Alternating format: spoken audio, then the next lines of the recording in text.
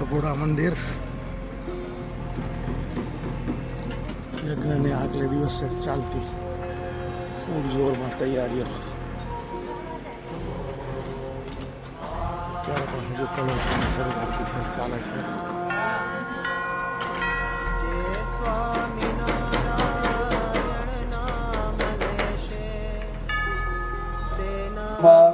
આત્મના શ્રુતિ શ્રુતિ શાસ્ત્રોક્ત પુરાણોક્ત વેદોક્ત પુણ્ય ફલ પ્રાપ્તિ અર્થમ અસ્મિન અક્ષર પુરુષોત્તમ સ્વામિનારાયણ મંદિરે સદૈવ મનઃ શાંતિ પ્રાપ્તિ અર્થમ સુખ શાંતિ સંપાદનાર્થમ તથા ચ અસ્મિન મંદિરે નિવસતા આગચ્છતા સર્વેષા ભક્તજનાનાં નાનાવિધ કર્મ વિપાકજન્ય દુઃખ આપણું સુખ. આ વાત આપણા જીવનની અંદર હર હંમેશ માટે ઉતરે. ત્રીજા નંબરે તેમાં જે પણ કઈ વેપાર ધંધો કરતા હોય, કદાચ કોઈ ફોરેન થી અહીંયા આવ્યા હોય અને યજ્ઞમાં બેઠા હોય તો એને પણ વેપાર ધંધાની અંદર મંદિર કાર્યની અંદર ધર્મ કાર્યની અંદર વાપરી શકીએ. એવી બધાને ખૂબ સારી લક્ષ્મીની પણ પ્રાપ્તિ થાય એવા પૂજ્ય આનંદ સ્વરૂપ સ્વામી ચોખા થકી આશીર્વાદ આપશે. બે હાથ જોડી વંદન કરીએ. ઓમ ધમ્યમ પુણ્યમ મહદ્યમ સૃષ્ટોત્પાદનકારક. ભગવાનની જય. અક્ષર પુરુષોત્તમ મહારાજની જય. ગુણાતીતાનંદ સ્વામી મહારાજની જય. ભગતજી મહારાજની જય. શાસ્ત્રીજી મહારાજની જય. યોગીજી મહારાજની જય. પ્રમુખ સ્વામી મહારાજની જય. મહંત સ્વામી મહારાજની જય. સુરત અક્ષરધામ મહોત્સવની જય. કાર્યકર સુવર્ણ મહોત્સવની જય. ડભોડા મંદિર મૂર્તિ પ્રતિષ્ઠા મહોત્સવની જય. બ્રાહ્મણો યાદ કરે.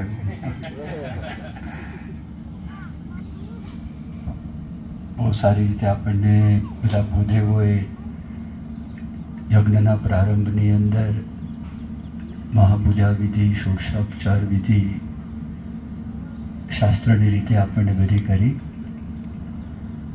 અને હમણાં જેમ આપણને વાત કરી કે અહીંયા આગળ અક્ષર પુરુષોત્તમ મહારાજની મૂર્તિ છે, ગુરુ પરંપરાની ચિત્ર પ્રતિમાઓ રૂપી મૂર્તિ છે, હનુમાનજી ગણપતિ પણ અહીંયા આગળ પધરાવેલા છે. તો એમની પ્રતિષ્ઠા પરમ પૂજ્ય મોહન સ્વામી મહારાજે અમદાવાદની અંદર કરેલી છે, ગાંધીનગરમાં. ગાંધીનગરની અંદર કોઈ ડભોડા મંડળ આવેલું અને આપણે 6ઠી તારીખે ધામધૂમપૂર્વક ત્યાં આગળ બધાની હાજરીની અંદર પ્રતિષ્ઠા કરી હતી. આપણે તો ફરી વખતે મૂર્તિની પુનઃ સ્થાપના વેદોક્ત વિધિ, શાસ્ત્રોક્ત વિધિથી બ્રાહ્મણોની ઉપસ્થિતિની અંદર એ આપણે અહીંયા આગળ કરવાની છે. યજ્ઞ વૈદિક સંસ્કૃતિનો એક અવિભાજ્ય અંગ છે. પરાપૂર્વથી યજ્ઞનો પ્રારંભ થયેલો છે. વેદનો વિચાર કરીએ તેમાં 2 ભાગ છે મુખ્ય. તો એક કર્મકાંડનો ભાગ છે. તો કર્મકાંડના ભાગની અંદર મોટા ભાગે અલગ અલગ પ્રકારના બધા યજ્ઞો છે બતાવેલા છે અને યજ્ઞનું ફળ આપણને શું પ્રાપ્ત થાય એનું વર્ણન કરેલું છે. અને જ્ઞાનકાંડ છે એ ઉપનિષદો છે. એટલે 2 પ્રકારની વાત છે.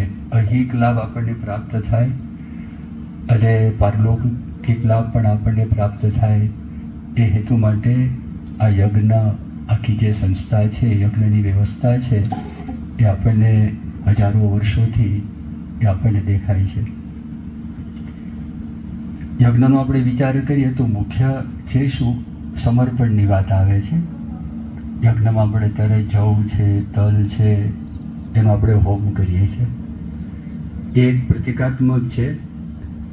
પણ આપણું સમગ્ર જીવન છે એ જો જીવનમાં ત્યાગ ન હોય તો જીવન ચાલે જ નહીં.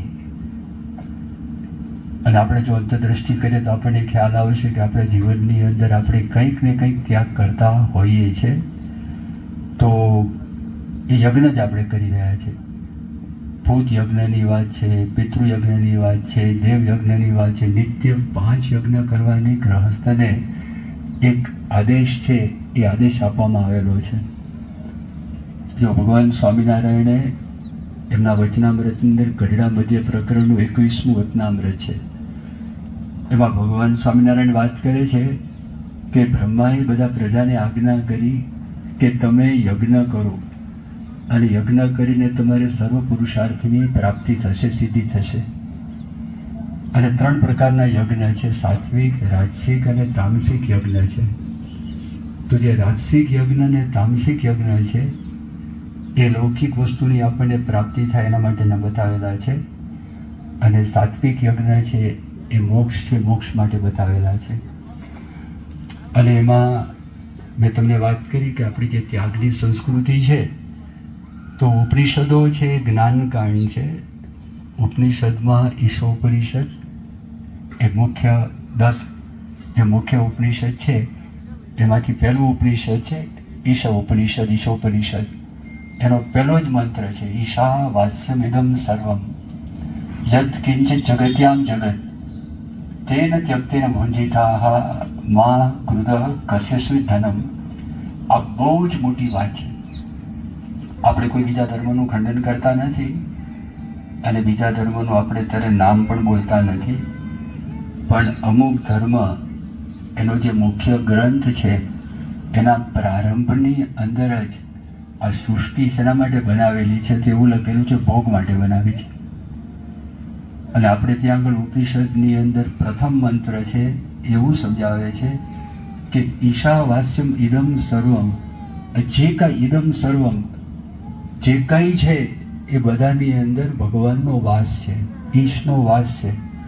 પછી કહે છે ઈશા વાસ્યમ ઇદમ સર્વમ યત્ કિંચિત જગત્યામ જગત. જે કાંઈ જગતમાં આપણને દેખાય છે યત્ કિંચિત એમાં ભગવાનનો વાસ છે. પછી કહે છે તેન ત્યક્તેન ભુંજિતાઃ. ભોગવવાનું છે પણ ત્યાગ કરીને ભોગવવાનું છે. મા ગૃધઃ કસ્યસ્મિ ધનમ. બીજા કોઈની જે ધન છે, દોલત છે, તો એના પર ગીધ વૃત્તિ છે એ રાખવાની નથી, એ લેવાનો વિચાર કરવાનો નથી, એવું વર્ણન છે પ્રથમ મંત્રની અંદર આપણે સમજાવેલું. તેને ત્યક્તેન ભુંજિતાનો અર્થ શું થાય? ઘણા બધા અર્થ, ઘણા બધા ભાષ્યકારો, ઘણા બધા આચાર્ય થઈ ગયા, પણ બહુ જ સંક્ષિપ્તની અંદર એનો અર્થ થાય છે બધું ભગવાનનું છે. ભગવાનને અર્પણ કરીને આપણે ભોગવીએ અને ભગવાનના નિયમ ધર્મ પ્રમાણે આપણે ભોગવીએ તો આપણને વાંધો આવે નહીં. એટલે એ સ્વામિનારાયણ ભગવાને જે યજ્ઞની વાત કરી તો સાત્વિક યજ્ઞ કયા? એમાં યોગ યજ્ઞ અને જ્ઞાન યજ્ઞની વાત કરે છે. હવે યોગ યજ્ઞ એટલે શું? પહેલા જમાનામાં એવું હતું કે જો વ્યવસ્થિતપણે યજ્ઞ થયો હોય યજ્ઞનારાયણ દર્શન દે. હવે જ્ઞાન યજ્ઞ અને યોગ યજ્ઞનો અર્થ એવો થાય છે આ 10 ઇન્દ્રિયો અને 11મું મન એ જગતના વિષયની અંદર નિયમ બહાર જાય છે, એને પાછું ખેંચી અને બ્રહ્મ અગ્નિમાં હોમવા, એનું નામ યોગ યજ્ઞ. બ્રહ્મગ્નિ એટલે શું? આ અગ્નિ તો પ્રગટ થયો. બ્રહ્મગ્નિ એટલે બ્રહ્મ સ્વરૂપ સંત, એ પાછા ખેંચીને એમાં હોમવા એટલે એમની આજ્ઞા શું છે, એ શું આપણને કહેવા માંગે, એ આપણને જો અંતરમાં વિચાર આવે કે શું ખાવું શું ના ખાવું, એનો વિવેક છે સંત બતાવે. હવે આપણી વૃત્તિ જાય, નિયમ બહાર આપણને ખાવાનું મન થાય અને તે વખતે પાછી વૃત્તિ વાળી અને આજ્ઞા મુજબ કરીએ તો એ યોગ યજ્ઞ થઈ ગયો. અને જ્ઞાન યજ્ઞ બહારથી આપણે અત્યારે અર્ચન પૂજન ભગવાનની મૂર્તિનું કર્યું અથવા તો અંતરમાં સંભાળીને આપણે કરીએ એ જ્ઞાન યજ્ઞ છે. અને જ્ઞાન યજ્ઞ અને યોગ યજ્ઞ કરતાં કરતાં પોતાનું સ્વરૂપ એ બ્રહ્મ મનાય અને એને વિશે પરબ્રહ્મના આપણને દર્શન થાય, એ યોગ યજ્ઞ અને જ્ઞાન યજ્ઞનું ફળ.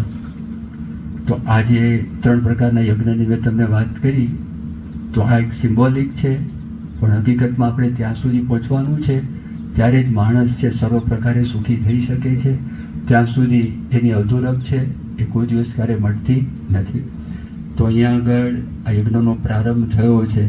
બધા યજમાનો ઘણા બધા અહીંયા આગળ ભેગા થયા છે.